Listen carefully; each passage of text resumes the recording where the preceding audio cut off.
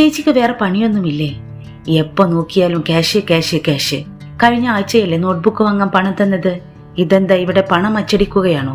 സാവിത്രി തല കുനിച്ചുകൊണ്ട് പതുക്കെ പറഞ്ഞു. മോൾക്ക് അത്യാവശ്യമായതുകൊണ്ടാണ് രാഹുലെ, അതുകൊണ്ടാ ചോദിച്ചത്. അതൊന്നും എന്നോട് പറയണ്ട. ഓരോ ആവശ്യത്തിനും ഇങ്ങനെ കൈനീട്ടി വന്നാൽ ഞങ്ങൾ എങ്ങനെ ജീവിക്കും? കഷ്ടപ്പെട്ട് ജോലി ചെയ്ത് സമ്പാദിക്കുന്നത് എളുപ്പമാണെന്ന് തോന്നുന്നുണ്ടോ? വീട്ടിൽ വെറുതെ ഇരിക്കുന്നവർക്ക് പണത്തിന്റെ വില അറിയില്ല. ആ വാക്കുകൾ സാവിത്രിയുടെ നെഞ്ചിൽ ആഴത്തിൽ തറഞ്ഞു. ഒന്നും പറയാനാകാതെ അവൾ കണ്ണു നിറച്ചു നിന്നു. അവളുടെ നിശബ്ദത ശ്രദ്ധിക്കാതെ രാഹുൽ വീണ്ടും പറഞ്ഞു.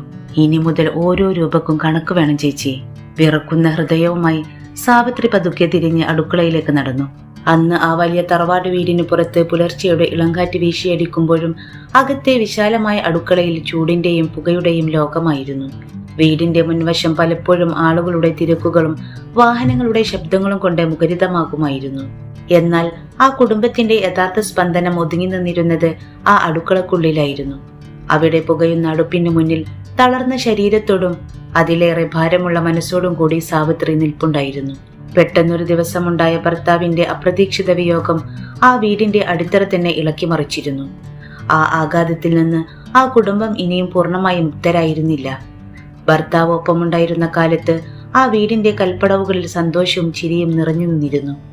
എന്നാൽ ഇന്ന് അവളുടെ ലോകം പൂർണ്ണമായും ആ അടുക്കളയിലെ 4 ചുവരുകൾക്കുള്ളിലേക്ക് മാത്രമായി ഒതുങ്ങിപ്പോയിരുന്നു. ഓരോ ദിവസവും അവൾ ആരംഭിച്ചിരുന്നത് കണ്ണീരോടെയായിരുന്നു. അവസാനിച്ചിരുന്നതോ തീരാത്ത ജോലികളുടെ ഭാരത്തിലും. ആ വീട്ടിൽ അവൾക്ക് ചുറ്റും വലിയൊരു കുടുംബമുണ്ടായിരുന്നു. ഭർത്താവിന്റെ ഇളയ സഹോദരന്മാർ 2 പേരും നല്ല നിലയിലുള്ള ജോലികളിലായിരുന്നു. അവരുടെ ഭാര്യമാരായ രേഖയും പ്രിയയും നഗരത്തിലെ പ്രമുഖ സ്ഥാപനങ്ങളിൽ ജോലി ചെയ്യുന്നവരായിരുന്നു. രാവിലത്തെ തിരക്കു പിടിച്ച സമയത്ത് ഓഫീസിലേക്ക് പോകാനുള്ള തിടുക്കത്തിലായിരുന്നു എല്ലാവരും.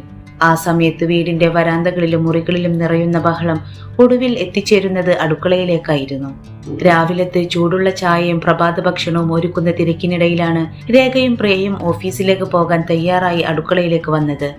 വസ്ത്രങ്ങളും ബാഗുകളും കയ്യിലേന്തി അവരുടെ മുഖത്ത് സമയക്കുറവിന്റെ അക്ഷമ വ്യക്തമായിരുന്നു. ചേച്ചി, ചായ കുറച്ചുകൂടി കടുപ്പത്തിലാക്കാമായിരുന്നു. പിന്നെ കുട്ടികളുടെ യൂണിഫോം ഇസ്തിരിട്ട് വെച്ചിട്ടുണ്ടോ എന്ന് നോക്കണം. എനിക്ക് ഓഫീസിൽ പോകാൻ വൈകുന്നു, രേഖ തിരക്കോടെ പറഞ്ഞു. അടുക്കളയിലെ ജോലികൾക്കിടയിലും സാവിത്രി നിശബ്ദമായി തലയാട്ടുക മാത്രമാണ് ചെയ്തത്. അതിന് പിന്നാലെ പ്രിയയും സംസാരിക്കാൻ തുടങ്ങി. കയ്യിലെ വാച്ചിലേക്കൊന്ന് നോക്കിക്കൊണ്ട് അവൾ അടുക്കള സ്ലാബിനരികിലേക്ക് നടന്നു. അതെ ചേച്ചി, ഇന്നത്തെ ഉച്ചഭക്ഷണത്തിന് എന്താണ് ഉണ്ടാക്കിയിരിക്കുന്നത്?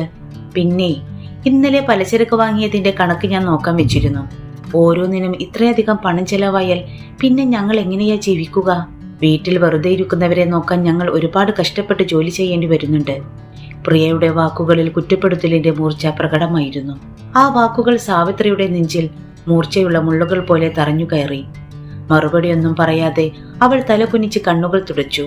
രാവും പകലും ആ വീടിനു വേണ്ടി അക്ഷീണം അധ്വാനിച്ചിട്ടും തന്റെ പ്രയത്നത്തിന് അവിടെ യാതൊരു വിലയുമില്ലെന്ന സത്യം ഓരോ ദിവസവും ഇത്തരം വാക്കുകൾ അവളെ വീണ്ടും വീണ്ടും ഓർമ്മിപ്പിച്ചു.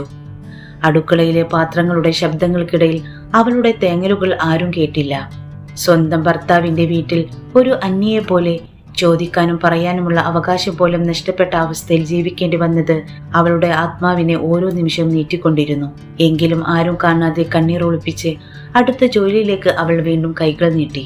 അടുക്കളയിലെ ആ വലിയ ഭാരവും അവിടുത്തെ നിശബ്ദ കണ്ണീരും ഒരു വശത്തായിരുന്നെങ്കിൽ അതിനേക്കാൾ ഏറെ സാവിത്രിയുടെ നെഞ്ചിനെ നീട്ടിയത് തന്റെ മകളെ ചൊല്ലിയുള്ള ആദിയായിരുന്നു. 10ാം ക്ലാസ്സിലെ പഠന തിരക്കുകളിലും സ്വപ്നങ്ങളിലുമായി ജീവിക്കുന്ന അവളുടെ പ്രിയപ്പെട്ട മകൾ അനു ആ വലിയ തറവാട്ടു വീട്ടിൽ പലപ്പോഴും ഒതുങ്ങി കഴിയേണ്ടി വന്നിരുന്നു. സാവിത്രിയെ പോലെ തന്നെ ആ കുട്ടിയുടെ ആവശ്യങ്ങളും അവിടെ പലപ്പോഴും ചോദ്യം ചെയ്യപ്പെട്ടു. സ്വന്തം അച്ഛന്റെ ചോരയും വിയർപ്പും ചേർന്ന വീടാണെന്ന അവകാശമുണ്ടായിട്ടും ഇന്നവർ 2 പേരും ആ വീട്ടിൽ ഒരു നേരത്തെ അന്യത്തിനു വേണ്ടി മാത്രം കഴിയുന്ന അഭയാർത്ഥികളെ പോലെയായിരുന്നു ജീവിച്ചിരുന്നത്. അന്നൊരു വൈകുന്നേരം സ്കൂൾ വിട്ട് ക്ഷീണിച്ചെത്തിയ അനു പതിവില്ലാത്ത വിഷാദത്തോടെ അമ്മയുടെ അരികിലേക്ക് വന്നു. സ്കൂൾ ബാഗിന്റെ സിബ് തുറന്ന് ഒരു ചെറിയ നോട്ട്ബുക്കും ഡയറിയും പുറത്തെടുത്തു. അവളുടെ മുഖത്ത് ഭയവും ആശങ്കയും നിറഞ്ഞു നിന്നു. അമ്മയുടെ കണ്ണുകളിലേക്ക് നോക്കാൻ പോലും മടിച്ചുകൊണ്ട് അവൾ പതുക്കെ പറഞ്ഞു, അമ്മ, നാളെ സ്കൂളിൽ സയൻസ് പ്രൊജക്റ്റിനായി 200 രൂപ കൊടുക്കണം. ടീച്ചർ ഇന്ന് തന്നെ കൊണ്ടുവരാൻ പറഞ്ഞതാണ്. നാളെ എന്തായാലും കൊണ്ടുവരാൻ പറഞ്ഞിട്ടുണ്ട്. മറക്കരുതെന്ന് പ്രത്യേകം ഓർമ്മിപ്പിക്കുകയും ചെയ്തു. ആ വാക്കുകൾ കേട്ട നിമിഷം സാവിത്രിയുടെ ഉള്ളൊന്നു പിടഞ്ഞു. വെറും 200 രൂപ. ഭർത്താവ് ജീവിച്ചിരുന്നപ്പോൾ മകൾ ചോദിക്കുന്നതിലും അധികം പണം സന്തോഷത്തോടെ അവൾ വാങ്ങി നൽകിയിരുന്നു. അന്നൊക്കെ ആ വീട് സന്തോഷവും സമൃദ്ധിയും നിറഞ്ഞതായിരുന്നു. എന്നാൽ ഇന്ന് ആ ചെറിയ തുക ചോദിക്കാൻ പോലും മറ്റുള്ളവരുടെ മുന്നിൽ കൈനീട്ടേണ്ട ഗതികേടിലേക്കാണ് ജീവിതം അവളെ എത്തിച്ചിരിക്കുന്നത്. സ്വന്തം മകളുടെ ആവശ്യത്തിനായി പോലും അവകാശത്തോടെ ചോദിക്കാൻ കഴിയാത്ത അവസ്ഥ അവളുടെ മനസ്സിനെ തകർത്തു. മകളുടെ വിഷമം കണ്ടു നിൽക്കാനാകാതെ സാവിത്രി വിറയുന്ന ചുവടുകളോടെ സ്വീകരണ മുറിയിലേക്ക് നടന്നു. അവിടെ ചായ കുടിച്ചുകൊണ്ട് TV കണ്ടിരുന്ന ഭർത്താവിന്റെ ഇളയ സഹോദരന്മാരുടെ അരികിലേക്ക് അവൾ പതുക്കെ ചെന്നു. എങ്ങനെയെങ്കിലും ആ പണം വാങ്ങി മകളുടെ കയ്യിൽ കൊടുക്കണമെന്ന പ്രതീക്ഷയോടെ അവൾ മടിച്ചു കാര്യം അവതരിപ്പിച്ചു. അതെ, അനുവിന്റെ സ്കൂളിൽ നിന്ന് ഒരു ചെറിയ ആവശ്യം കൂടി വന്നിട്ടുണ്ട്. നാളെ സയൻസ് പ്രൊജക്റ്റിനായി 200 രൂപ കൊടുക്കണം. ആ പണം തരാമോ?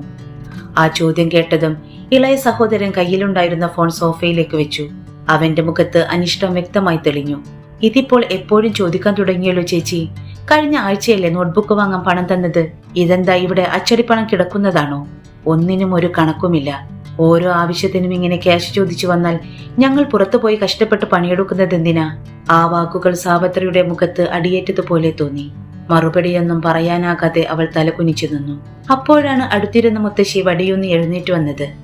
വർഷങ്ങളായി ആ വീട്ടിലെ കാര്യങ്ങൾ നോക്കി നടത്തിയിരുന്ന ആ വൃദ്ധയുടെ വാക്കുകൾ സാവിത്രിയുടെ നെഞ്ചിലേക്ക് തീക്കനലു പോലെ പതിച്ചു. പണം മരത്തിൽ കായ്ക്കുന്നതല്ല സാവിത്രി. നീ വീട്ടിലിങ്ങനെ വെറുതെ ഇരുന്ന് പണം ചോദിച്ചാൽ മതിയോ? ഓരോ രൂപക്കും ഓരോ കണക്കുണ്ട്. അതൊന്ന് മനസ്സിലാക്കണം. അമ്മയുടെ ആ വാക്കുകൾ സ്വീകരണ മുറിയിൽ മുഴങ്ങി നിന്നു.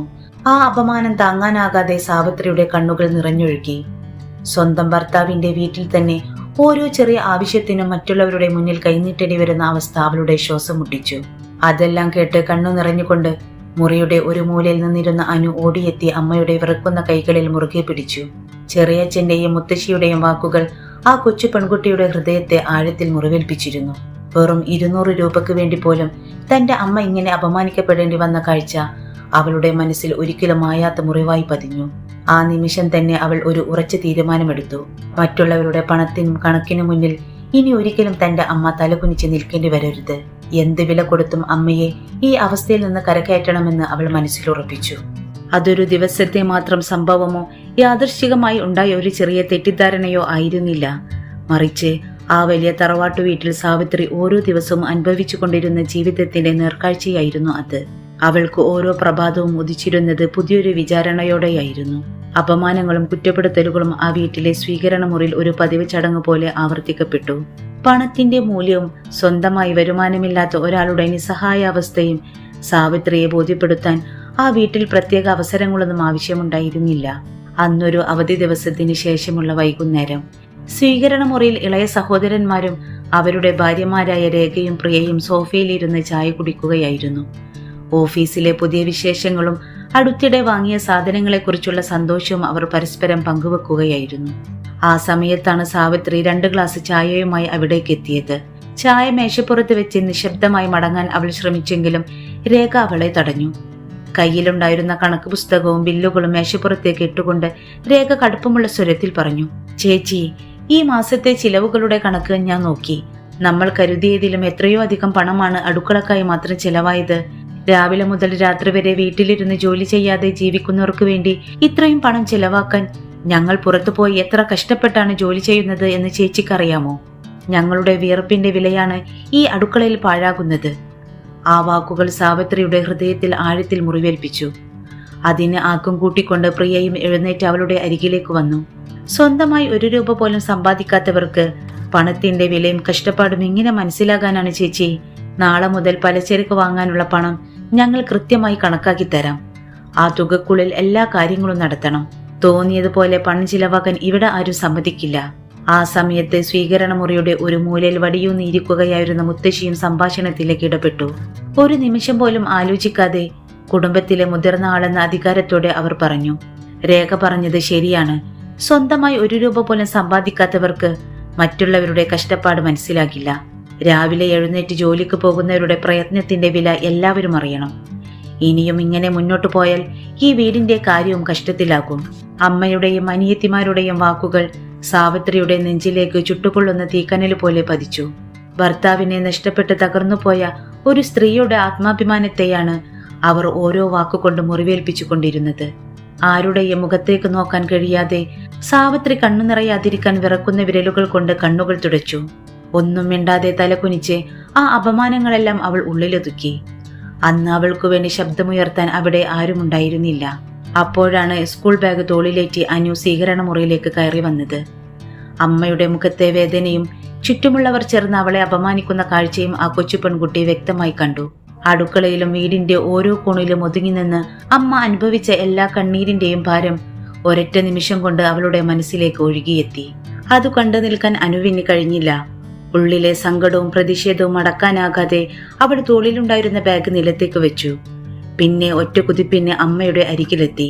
സാവിത്രിയുടെ വിറക്കുന്ന കൈകളിൽ തന്റെ 2 കൈകളും മുറുകെ പിടിച്ച് സ്വീകരണ മുറിയിലുണ്ടായിരുന്ന എല്ലാവരുടെയും മുഖത്തേക്ക് നേരെ നോക്കി അനു ഉറച്ച ശബ്ദത്തിൽ പറഞ്ഞു, അമ്മ ഇവിടെ വെറുതെ ഇരിക്കുകയല്ല മുത്തശ്ശി. ഈ വീട്ടിലെ മുഴുവൻ ജോലികളും രാവും പകലും ഒരു പരാതിയും പറയാതെ ചെയ്യുന്നത് എന്റെ അമ്മയാണ്. സ്വന്തം ഭർത്താവിന്റെ വീട്ടിൽ ഒരു ജോലിക്കാരിയേക്കാൾ മോശമായി അമ്മയെ എന്തിനാണ് നിങ്ങൾ ഇങ്ങനെ അപമാനിക്കുന്നത്? ഈ വീട് എന്റെ അച്ഛൻ നിർമ്മിച്ചതാണ്. മറ്റുള്ളവരുടെ പണത്തിനും കണക്കിനും വേണ്ടി ഇനി ഒരിക്കലും എന്റെ അമ്മ കൈനീട്ടി നിൽക്കില്ല. ഈ അപമാനങ്ങൾ ഞങ്ങൾ ഇനി സഹിക്കില്ല. എന്റെ അമ്മ സ്വന്തം കാലിൽ നിൽക്കും. സ്വന്തം അധ്വാനത്തിൽ ജീവിച്ച് എല്ലാവർക്കും മുന്നിൽ തെളിയിച്ചു കാണിക്കും. അനുവിന്റെ വാക്കുകൾ ആ വലിയ തറവാട്ട് വീട്ടിൽ ഇടിമുഴക്കമായി മുഴങ്ങി. അത്തരമൊരു പ്രതികരണം ആരും പ്രതീക്ഷിച്ചിരുന്നില്ല. മുത്തശ്ശിയും ഇളയ സഹോദരന്മാരും അവരുടെ ഭാര്യമാരും ഒരു നിമിഷം പരസ്പരം മുഖത്തോട് മുഖം നോക്കി നിശബ്ദരായി. എന്നാൽ ആ നിശബ്ദതയ്ക്കിടയിലും സാവിത്രിയുടെ കണ്ണുകളിൽ പുതിയൊരു പ്രകാശം തെളിഞ്ഞിരുന്നു. അവൾ മകളുടെ മുഖത്തേക്ക് നോക്കി. അവിടെ ഭയമല്ല, ജീവിതത്തോട് പൊരുതി ജയിക്കാനുള്ള അചഞ്ചലമായ ആത്മവിശ്വാസവും വാശിയുമായിരുന്നു നിറഞ്ഞിരുന്നത്. സാവിത്രി മകളെ വാരിപ്പുണർന്ന് നെഞ്ചോട് ചേർത്തു. ആ നിമിഷം അമ്മയും മകളും ഒരു തീരുമാനമെടുത്തു. മറ്റുള്ളവരുടെ കരുണക്കും പണത്തിനു മുന്നിൽ തലകുനിച്ച് ജീവിക്കേണ്ട ജീവിതമല്ല ഇനി തങ്ങളുടേതെന്ന്. സ്വന്തം അധ്വാനവും ആത്മാഭിമാനവും മാത്രം കൂട്ടാക്കി പുതിയൊരു ജീവിതം പടുത്തുയർത്തുക തന്നെയാകും ഇനി അവരുടെ ലക്ഷ്യം. സ്വീകരണ മുറിയിൽ നടന്ന സംഭവങ്ങൾക്ക് ശേഷം വീട് മുഴുവൻ ഒരു വിചിത്രമായ നിശബ്ദതയിൽ മുങ്ങിയിരുന്നു. എന്നാൽ ആ നിശബ്ദതയെ കീറിമുറിച്ചുകൊണ്ട് സാവിത്രിയുടെ മുറിയിലെ ചെറിയ വിളക്കിന്റെ വെളിച്ചത്തിൽ പുതിയൊരു ലക്ഷ്യത്തിന്റെ തീപ്പൊരി ജ്വലിച്ചു തുടങ്ങി. മകൾ അനു പറഞ്ഞ വാക്കുകൾ സാവിത്രിയുടെ മനസ്സിൽ വലിയൊരു കൊടുങ്കാറ്റ് സൃഷ്ടിച്ചിരുന്നു. മറ്റുള്ളവരുടെ പണത്തിനും കണക്കിനു മുന്നിൽ കൈനീട്ടി നിൽക്കേണ്ടവളല്ല താനെന്നും തന്റെ മകൾക്ക് മാതൃകയാകേണ്ടവളാണെന്നും അവൾ തിരിച്ചറിഞ്ഞു. വർഷങ്ങൾക്ക് മുമ്പ് പാതി വഴിയിൽ അവസാനിപ്പിച്ചു പോയ തന്റെ പഠനം വീണ്ടും തുടങ്ങണമെന്ന് അവൾ അന്നു രാത്രി തന്നെ ഉറച്ച തീരുമാനമെടുത്തു. അങ്ങനെ അനുവിന്റെ പൂർണ്ണ പിന്തുണയോടെ സാവിത്രി തന്റെ പുതിയ യാത്രയ്ക്ക് തുടക്കമിട്ടു. പിന്നീട് ഓരോ ദിവസവും വലിയൊരു ഉത്തരവാദിത്തം ഏറ്റെടുത്തതുപോലെയായിരുന്നു. പുലർച്ചെ 4 മണിക്ക് എഴുന്നേറ്റ് വീട്ടിലെ എല്ലാ ജോലികളും ആരും കുറ്റം പറയാൻ ഇടവരാത്ത വിധം ഭംഗിയായി തീർക്കും. അതിനുശേഷം കിട്ടുന്ന ഓരോ നിമിഷം അവൾ പഠനത്തിനായി മാറ്റിവെച്ചു. മകൾ അനു ഒരു ചെറിയ അധ്യാപികയെ പോലെ അമ്മയുടെ അരികിലിരുന്നു. സ്കൂളിൽ പഠിച്ച കണക്കുകളും ശാസ്ത്രപാഠങ്ങളും അവൾ ക്ഷമയോടെ അമ്മയെ പഠിപ്പിച്ചു. പുസ്തകത്തിലെ ഓരോ അക്ഷരങ്ങളിലൂടെയും വിരലോടിച്ചുകൊണ്ട് സാവിത്രി പഠനത്തിന്റെ ആദ്യ പാഠങ്ങൾ വീണ്ടും ഹൃദയത്തിൽ പതിപ്പിച്ചു. രാത്രി വൈകുവോളം നീണ്ടുനിന്ന ആ അധ്വാനം അമ്മയുടെയും മകളുടെയും സ്വപ്നങ്ങളോടുള്ള സമർപ്പണത്തിന്റെ തെളിവായിരുന്നു. അങ്ങനെ മാസങ്ങൾ കടന്നുപോയി. അതിനിടയിൽ അനുവിന്റെ SSLC പരീക്ഷയും കഴിഞ്ഞു. പരീക്ഷ കഴിഞ്ഞ ശേഷവും അമ്മയുടെ പഠനത്തിൽ ഒരു കുറവും വരുത്താതെ അവൾ ഒപ്പമുണ്ടായിരുന്നു. അമ്മയുടെ വിജയം തന്നെയായിരുന്നു തന്റെ ഏറ്റവും വലിയ സ്വപ്നമെന്ന് അനു വിശ്വസിച്ചു. പഠിക്കുന്ന കാലത്ത് സാവിത്രിയും വളരെ മിടുക്കിയായിരുന്നു. SSLC പരീക്ഷയിൽ ഉന്നത വിജയം അവൾ കരസ്ഥമാക്കിയിട്ടുണ്ട്. സ്വന്തം മാതാപിതാക്കളുടെ സാമ്പത്തിക ബുദ്ധിമുട്ടുകൾ കൊണ്ടും പെട്ടെന്നുള്ള വിവാഹം കൊണ്ടും ആ സ്വപ്നം അവിടെ കരിഞ്ഞുപോയി. എന്നാൽ ഇന്ന് തന്റെ മകൾക്ക് മുന്നിൽ ആ പഴയ സ്വപ്നങ്ങൾ വീണ്ടും ജീവിക്കുകയായിരുന്നു. ദിവസങ്ങൾ വേഗത്തിൽ കടന്നുപോയി. ഒടുവിൽ ആ നിർണായക ദിവസമെത്തി. അനുവിന്റെ SSLC പരീക്ഷാ ഫലം പ്രഖ്യാപിക്കുന്ന ദിവസം. ഫലം വന്നപ്പോൾ ആ വീട് അമ്പരന്നു പോയി. അമ്മയെപ്പോലെ തന്നെ അനുവും എല്ലാ വിഷയങ്ങൾക്കും A+ഓടുകൂടി ഉന്നത വിജയം നേടിയിരിക്കുന്നു. അന്ന് ആ തറവാട്ട് വീട്ടിൽ മറ്റുള്ളവരുടെ മുഖം മങ്ങിയപ്പോൾ സാവിത്രിയുടെയും അനുവിന്റെയും കണ്ണുകളിൽ ആഹ്ലാദത്തിന്റെയും വിജയത്തിന്റെയും തിളക്കമുണ്ടായിരുന്നു. വിജയത്തിന്റെ ആ സന്തോഷം നൽകിയ ആത്മവിശ്വാസത്തോടെ അനു അമ്മയോട് ആ വലിയ കാര്യം ചോദിച്ചു. അമ്മേ, അമ്മയുടെ ആഗ്രഹം കൂടിയല്ലേ ഇത്? നമ്മൾ ഇത്രയും കഷ്ടപ്പെട്ടില്ലേ അമ്മേ?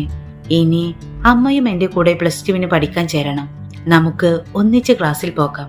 ആദ്യം സാവിത്രിക്ക് ചെറിയൊരു ഭയമുണ്ടായിരുന്നുവെങ്കിലും മകളുടെ ആ വാക്കുകൾ അവളിൽ പുതിയൊരു ധൈര്യം പകർന്നു. അവൾ മകളെ നെഞ്ചോട് ചേർത്ത് പിടിച്ചു. ഇനി എന്റെ ഊഴമാണ് മോളെ. പാതി വഴിയിൽ നിർത്തിയ എന്റെ പഠനം ഞാൻ പൂർത്തിയാക്കും, സാവിത്രി ഉറച്ച സ്വരത്തിൽ പറഞ്ഞു. അമ്മയുടെ ആ വാക്കുകൾ കേട്ട് അനു പുഞ്ചിരിച്ചു. അടുത്ത അധ്യയന വർഷം ആരംഭിച്ചപ്പോൾ സാവിത്രി വർഷങ്ങൾക്കു ശേഷം വീണ്ടും സ്കൂളിൽ ചേർന്നു. +1 പ്രവേശനം നേടിയ അനുവിനൊപ്പം അവൾ സ്കൂളിലേക്ക് പുറപ്പെട്ടു. ഒരേ സ്കൂളിന്റെ ഗേറ്റിലൂടെ അമ്മയും മക്കളും ഒരുമിച്ച് അകത്തേക്ക് നടന്നു കയറുന്ന കാഴ്ച എല്ലാവരുടെയും ശ്രദ്ധ പിടിച്ചുപറ്റി. ആ കാഴ്ച സ്കൂളിലാകെ വലിയൊരു കൗതുകമായി മാറി. ഗേറ്റിലൂടെ അവർ നടന്നു വരുമ്പോൾ വരാന്തകളിലും ക്ലാസ് മുറികൾക്ക് മുന്നിലും നിന്നിരുന്ന വിദ്യാർത്ഥികൾ അത്ഭുതത്തോടെയും ചിലർ പരിഹാസത്തോടെയും അവരെ നോക്കി അടക്കം പറയാൻ തുടങ്ങി. ഇതെന്തൊരത്ഭുതം! അമ്മയും മോളും ഒരേ സ്കൂളിൽ പഠിക്കുന്നുവോ? ചിലർ അത്ഭുതത്തോടെ ചോദിച്ചു. മറ്റു ചിലർ പരിഹാസത്തോടെ പറഞ്ഞു, ഈ പ്രായത്തിൽ ഇനി പഠിക്കാനോ? എന്തിനാണ് ഈ നാടകമൊക്കെ? വെറുതെ സ്കൂളിന്റെ പേരാണ് കളയുന്നത്. ചുറ്റുമുണ്ടായിരുന്നവരുടെ കളിയാക്കലും പരിഹാസവും അനുവിന്റെ മനസ്സിനെ വല്ലാതെ വേദനിപ്പിച്ചു. അമ്മയെ എല്ലാവരും ഇങ്ങനെ അപമാനിക്കുന്നത് കണ്ടപ്പോൾ അവളുടെ കണ്ണുകൾ നിറഞ്ഞു. അവൾ വേഗത്തിൽ അമ്മയുടെ അരികിലെത്തി. അമ്മേ, ഇവരുടെയൊക്കെ സംസാരവും ചിരിയും കേട്ടോ. നമ്മൾ ഇവിടെ വന്നത് തെറ്റായിപ്പോയോ അമ്മേ? എനിക്കിതൊന്നും സഹിക്കാൻ കഴിയുന്നില്ല, തൊണ്ടയിടേറിയ ശബ്ദത്തിൽ അനു പറഞ്ഞു. എന്നാൽ ആ പ്രതിസന്ധിയിലും സാവിത്രിയുടെ മുഖത്ത് യാതൊരു പതർച്ചയും ഉണ്ടായില്ല. അവൾ സ്നേഹത്തോടെ മകളുടെ തോളിൽ കൈവച്ച് അവളുടെ കണ്ണുകളിലേക്ക് നോക്കി. മോളെ, നമ്മൾ ജീവിക്കുന്നത് മറ്റുള്ളവരുടെ വായടപ്പിക്കാൻ വേണ്ടിയല്ല, നമ്മുടെ സ്വപ്നങ്ങൾ സാക്ഷാത്കരിക്കാനാണ്. സമൂഹം എപ്പോഴും എന്തെങ്കിലും പറഞ്ഞുകൊണ്ടേയിരിക്കും. അതെല്ലാം കേട്ട് നമ്മൾ യാത്ര നിർത്തിയാൽ നമ്മുടെ ലക്ഷ്യങ്ങൾ ഒരിക്കലും നേടാനാവില്ല. തുടക്കത്തിൽ പരിഹാസവും സംശയവും സ്വാഭാവികമാണ്. പക്ഷേ നമ്മുടെ മറുപടി വാക്കുകളിലൂടെയല്ല, നമ്മുടെ വിജയത്തിലൂടെയായിരിക്കണം. ഒരു ദിവസം ഇതേ ആളുകൾ നമ്മുടെ വിജയത്തിന് കൈയടിക്കും. അതുവരെ നമ്മൾ തലകുനിക്കേണ്ടതില്ല. അമ്മയുടെ ആ വാക്കുകൾ അനുവിന് പുതിയൊരു ആത്മവിശ്വാസം പകർന്നു. പരിഹാസങ്ങളുടെയും കളിയാക്കലുകളുടെയും നുറുങ്ങുവട്ടങ്ങൾക്കിടയിലൂടെ ആരംഭിച്ച ആ അമ്മയുടെയും മകളുടെയും യാത്ര പിന്നീട് കഠിനാധ്വാനത്തിന്റെ സുവർണ അധ്യായമായി മാറി. ദിവസങ്ങളും മാസങ്ങളും അതിവേഗം കടന്നുപോയി. തുടക്കത്തിൽ പുച്ഛത്തോടെയും കൗതുകത്തോടെയും അവരെ നോക്കിയിരുന്ന സഹപാഠികളും ചുറ്റുമുള്ളവരും പിന്നീട് സാവിത്രിയുടെ നിശ്ചയദാർഢ്യത്തിനും ആത്മവിശ്വാസത്തിനും മുന്നിൽ അത്ഭുതത്തോടെ തലകുനിച്ചു തുടങ്ങി. സ്കൂളിലെ ഓരോ ദിവസവും സാവിത്രിക്ക് പുതിയൊരു അനുഭവമായിരുന്നു. വീട്ടുജോലികളുടെ ഭാരവും മറ്റുള്ളവരുടെ കുറ്റപ്പെടുത്തലുകളും അവളെ തളർത്തിയില്ല. മറിച്ച് ഓരോ വെല്ലുവിളിയും അവളുടെ ആത്മവിശ്വാസം വർദ്ധിപ്പിക്കുകയാണ് ചെയ്തത്. ക്ലാസ് മുറിയിൽ അധ്യാപകർ പഠിപ്പിക്കുന്ന ഓരോ പാഠവും അവൾ അതീവ ശ്രദ്ധയോടെ കേട്ടിരുന്നു. വീട്ടിലെത്തി വീണ്ടും വീണ്ടും വായിച്ചും പരിശീലിച്ചും ഓരോ വിഷയം അവൾ മനസ്സിലാക്കി. പലപ്പോഴും അധ്യാപകർ ചോദിക്കുന്ന കഠിനമായ ചോദ്യങ്ങൾക്ക് മറ്റ് വിദ്യാർത്ഥികൾ ഉത്തരമില്ലാതെ നിൽക്കുമ്പോൾ സാവിത്രി ശാന്തമായി കൈ ഉയർത്തി ആത്മവിശ്വാസത്തോടെ കൃത്യമായ മറുപടി പറയും. പ്രത്യേകിച്ച് ഗണിത വിഷയത്തിൽ അവൾ അസാധാരണമായ മികവ് പ്രകടിപ്പിച്ചു. ഒരിക്കൽ തനിക്ക് മനസ്സിലാകാതെ വിഷമിച്ചിരുന്ന അധ്യായങ്ങൾ പോലും ഇപ്പോൾ അനായാസം പരിഹരിക്കാൻ അവൾക്ക് കഴിഞ്ഞു. അതിന് പിന്നിൽ മകൾ അനു നൽകിയ അകമഴിഞ്ഞ പിന്തുണയും പ്രോത്സാഹനവുമാണെന്ന് സാവിത്രി ഓരോ നിമിഷവും ഓർത്തിരുന്നു. ക്ലാസ് മുറിയുടെ ഒരു കോണിലിരുന്ന് അധ്യാപകന്റെ ചോദ്യങ്ങൾക്ക് അമ്മ ആത്മവിശ്വാസത്തോടെ മറുപടി പറയുന്നതും എല്ലാവരുടെയും അഭിനന്ദനം ഏറ്റുവാങ്ങുന്നതും കാണുമ്പോൾ അനുവിന്റെ കണ്ണുകൾ അഭിമാനത്തോടെ തിളങ്ങുമായിരുന്നു. അവൾ നിറഞ്ഞ മനസ്സോടെ കൈയടിച്ച് അമ്മയുടെ ഓരോ വിജയവും ആഘോഷിച്ചു. കാലം മുന്നോട്ടു പോയതോടെ ഒരിക്കൽ പരിഹാസത്തിന് ഇരയായിരുന്ന സാവിത്രി പിന്നീട് ആ സ്കൂളിലെ ഏറ്റവും മിടുക്കിയും അച്ചടക്കമുള്ളതുമായ വിദ്യാർത്ഥിനികളിൽ ഒരാളായി മാറി. അധ്യാപകരുടെ പ്രിയപ്പെട്ട വിദ്യാർത്ഥിനിയായും സഹപാഠികൾക്ക് പ്രചോദനമായും അവൾ വളർന്നു. ഒരിക്കൽ അവളെ കളിയാക്കിയിരുന്നവർ പോലും ഇന്ന് അവളുടെ കഠിനാധ്വാനത്തെയും നിശ്ചയദാർഢ്യത്തെയും ആത്മാർത്ഥമായി അഭിനന്ദിക്കാൻ തുടങ്ങി. അങ്ങനെ എല്ലാവരും ആകാംക്ഷയോടെ കാത്തിരുന്ന ആ വലിയ ദിവസവും വന്നെത്തി. പരീക്ഷാഫലം പ്രസിദ്ധീകരിച്ച ദിവസം. മാസങ്ങളോളം നീണ്ട രാപ്പകലില്ലാത്ത കഠിനാധ്വാനത്തിന്റെയും കണ്ണീരിന്റെയും വിയർപ്പിന്റെയും ഫലം അറിയേണ്ട നിമിഷം. അന്ന് രാവിലെ മുതൽ അമ്മയുടെയും മകളുടെയും മനസ്സിൽ ഒരേ സമയം ഭയവും പ്രതീക്ഷയും നിറഞ്ഞു നിന്നു. വീട്ടിലെ കമ്പ്യൂട്ടറിന് മുന്നിൽ വിറക്കുന്ന വിരലുകളോടെ അവർ ഇരുന്നു. രജിസ്റ്റർ നമ്പറും ആവശ്യമായ വിവരങ്ങളും വെബ്സൈറ്റിൽ നൽകിയ ശേഷം ശ്വാസം അടക്കി പിടിച്ച് സ്ക്രീനിലേക്ക് നോക്കി. ഒടുവിൽ ഫലം തെളിഞ്ഞു. ഒരു നിമിഷം ഇരുവരും ഒന്നും സംസാരിക്കാനാകാതെ നിന്നു. പെട്ടെന്ന് സന്തോഷം അടക്കാനാവാതെ അനു സ്ക്രീനിലേക്ക് വിരൽ ചൂണ്ടി ഉറക്കെ വിളിച്ചു. അമ്മേ നോക്കൂ, അമ്മേ നമ്മൾ വിജയിച്ചു. അമ്മയ്ക്ക് എല്ലാ വിഷയങ്ങളിലും A+ ഉണ്ട്. ആ വാക്കുകൾ കേട്ടതും സാവിത്രിയുടെ കണ്ണുകൾ സന്തോഷം കൊണ്ട് നിറഞ്ഞു. മറ്റുള്ളവരുടെ പണത്തിനും കണക്കിനും മുന്നിൽ തലകുനിച്ച് ജീവിക്കാൻ വിധിക്കപ്പെട്ടവളെന്ന് കരുതിയിരുന്ന ആ സാധാരണ വീട്ടമ്മ ഇന്ന് സ്വന്തം കഠിനാധ്വാനത്തിന്റെ കരുത്തിൽ ഉന്നത വിജയം നേടിയിരിക്കുന്നു. ആ വിജയം ഒരു പരീക്ഷാ വിജയം മാത്രമായിരുന്നില്ല. അപമാനങ്ങളെയും അവഗണനയെയും ആത്മവിശ്വാസം കൊണ്ടും അധ്വാനത്താലും തോൽപ്പിച്ച ഒരു സ്ത്രീയുടെ ജീവിത വിജയമായിരുന്നു അത്. ആ ദിവസം ആ കുടുംബത്തിന്റെ ചരിത്രത്തിൽ ഒരിക്കലും മായാത്തൊരു അധ്യായമായി മാറി. കാലം വീണ്ടും മുന്നോട്ടു പോയി. +2 പഠനത്തിലും സാവിത്രിയും അനുവും അതേ ആത്മവിശ്വാസത്തോടെയും കഠിനാധ്വാനത്തോടെയും മുന്നേറി. ഒടുവിൽ +2 പരീക്ഷാഫലം പ്രസിദ്ധീകരിച്ചപ്പോൾ ആ സ്കൂളിന് അഭിമാനിക്കാവുന്ന ഒരു ചരിത്ര നേട്ടം കൈവന്നു. സ്കൂളിലെ ഏറ്റവും ഉയർന്ന മാർക്കോടെ സാവിത്രിയും അനുവും തങ്ങളുടെ വിഭാഗങ്ങളിൽ 1ാം സ്ഥാനം നേടി. അവരുടെ അസാധാരണ വിജയം നാടൊട്ടാകെ ചർച്ചയായി. ആ നേട്ടത്തെ ആദരിക്കുന്നതിനായി സ്കൂൾ മാനേജ്മെന്റും PTA-യും ചേർന്ന് ഒരു വിപുലമായ അനുമോദന സമ്മേളനം സംഘടിപ്പിച്ചു. സ്കൂൾ ഓഡിറ്റോറിയത്തിൽ നടന്ന ചടങ്ങിൽ സദസ്സ് മുഴുവൻ എഴുന്നേറ്റ് നിന്ന് നീണ്ട കയ്യടികളോടെയാണ് അമ്മയെയും മക്കളെയും സ്വീകരിച്ചത്. സ്കൂൾ പ്രിൻസിപ്പൽ സാവിത്രിയെ പൊന്നാട അണിയിച്ച് ആദരിച്ച ശേഷം പ്രസംഗിച്ചു. പഠിക്കാൻ പ്രായമോ ജീവിത സാഹചര്യമോ ഒരിക്കലും തടസ്സമല്ലെന്ന് നമ്മുടെ സാവിത്രി വിദ്യാർത്ഥിനി തെളിയിച്ചിരിക്കുന്നു. ആത്മവിശ്വാസവും കഠിനാധ്വാനവും ഉണ്ടെങ്കിൽ ഏത് സ്വപ്നവും നേടിയെടുക്കാമെന്ന് ഇവർ നമ്മെ പഠിപ്പിച്ചു. നമ്മുടെ സ്കൂളിന്റെ ചരിത്രത്തിൽ ഇവർ സൃഷ്ടിച്ച മാതൃക എന്നും ഓർമ്മിക്കപ്പെടും. ആ വാക്കുകൾ കേട്ട് ഓഡിറ്റോറിയം മുഴുവൻ കയ്യടികളാൽ മുഖരിതമായി. സഹപാഠികളുടെയും അധ്യാപകരുടെയും സ്നേഹവും ആദരവും ഏറ്റുവാങ്ങുമ്പോൾ സാവിത്രിയുടെ കണ്ണുകൾ വീണ്ടും സന്തോഷം കൊണ്ട് നിറഞ്ഞു. ഒരിക്കൽ മറ്റുള്ളവരുടെ പണത്തിനും കണക്കിനും മുന്നിൽ തലകുനിച്ച് ജീവിച്ചിരുന്ന ആ സാധാരണ വീട്ടമ്മ ഇന്ന് സ്വന്തം ഇച്ഛാശക്തിയും അക്ഷീണമായ കഠിനാധ്വാനവും കൊണ്ട് ഒരു നാടിന്റെ മുഴുവൻ അഭിമാനമായി മാറിയിരുന്നു. +2 പരീക്ഷയിലെ മിന്നുന്ന വിജയത്തിന് പിന്നാലെയാണ് സാവിത്രിയെ തേടി ജീവിതത്തിലെ ഏറ്റവും വലിയ അവസരങ്ങളിലൊന്ന് എത്തിയത്.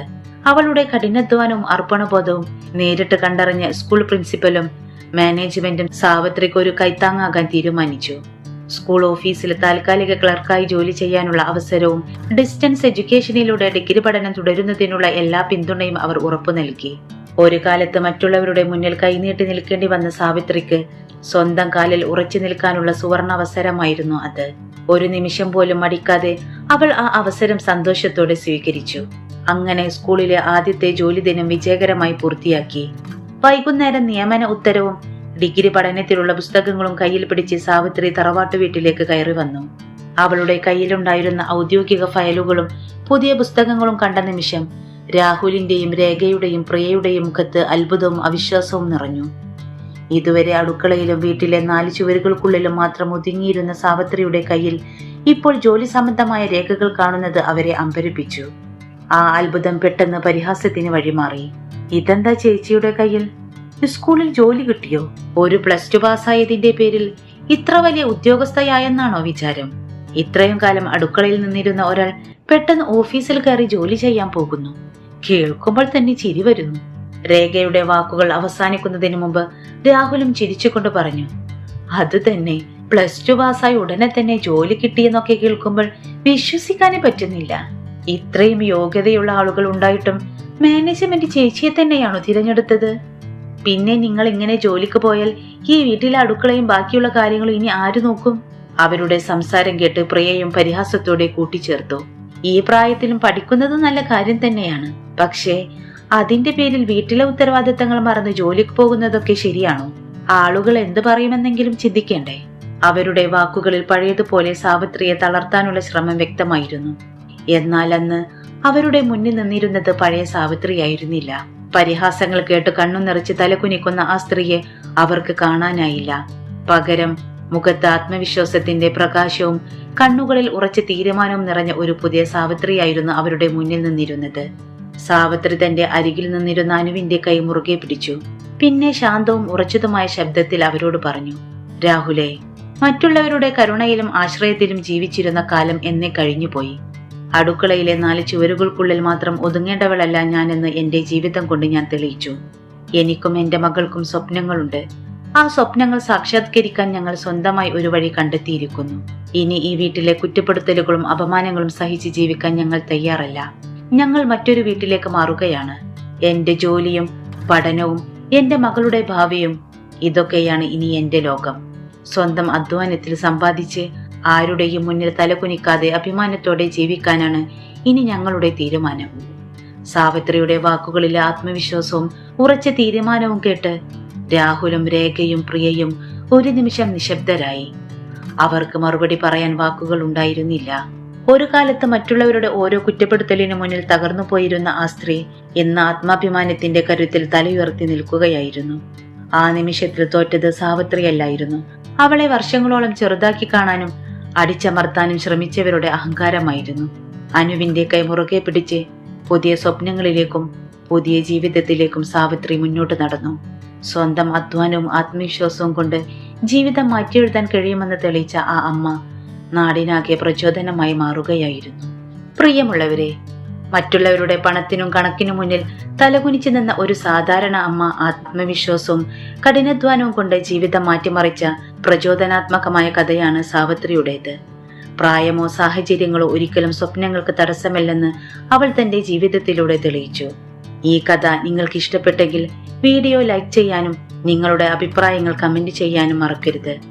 ഇനിയും ഇത്തരം ഹൃദയസ്പർശിയായ കഥകൾക്കായി ഞങ്ങളുടെ ചാനൽ ഇപ്പോൾ തന്നെ സബ്സ്ക്രൈബ് ചെയ്യുക. വീണ്ടും മറ്റൊരു മനോഹരമായ കഥയുമായി കാണാം. നന്ദി.